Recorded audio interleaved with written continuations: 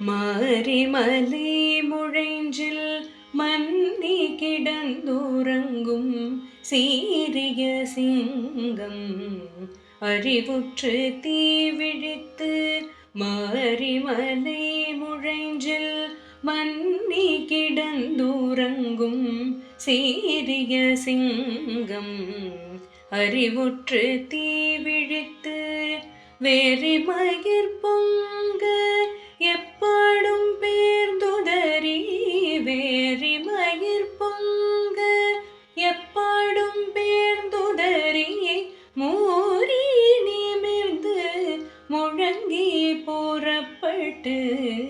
போதருமா போலே நீ பூவை பூவண்ணாவும் கோயில் நின்றங்கனை போந்தருளி கோப்புடைய சீரிய சிங்காசனத்திருந்து யாம் வந்த காரியமாராய்ந்து அருளேலோரெம்பவாய். சீரிய சிங்காசனத்திருந்து யாம் வந்த காரியமாராய்ந்து அருளேலோரெம்பவாய்.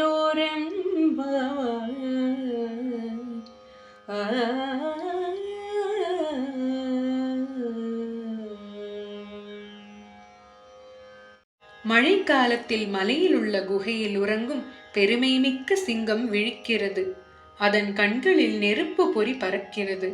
நாற்புறமும் நடமாடி பிடரி மயிரை சிலிர்த்து பெருமையுடன் நிமிர்ந்து கர்ஜனையுடன் வெளியே கிளம்புகிறது. அதுபோல காயாம்பூ நிறத்தையுடைய கண்ணனே, நீயும் வீரநடை போட்டு உன் கோயிலில் இருந்து வெளியேறி இங்கே வந்து அருள் செய். வேலைப்பாடுகளை கொண்ட மிகச்சிறந்த சிம்மாசனத்தில் அமர்ந்து நாங்கள் எதற்காக இங்கே வந்தோம் என்பதை அறிந்து அந்த கோரிக்கைகளை பரிசீலனை செய்து நிறைவேற்றி அருள வேண்டுகின்றோம் என்ற பொருள் இந்த 23வது பாசுரத்தில்.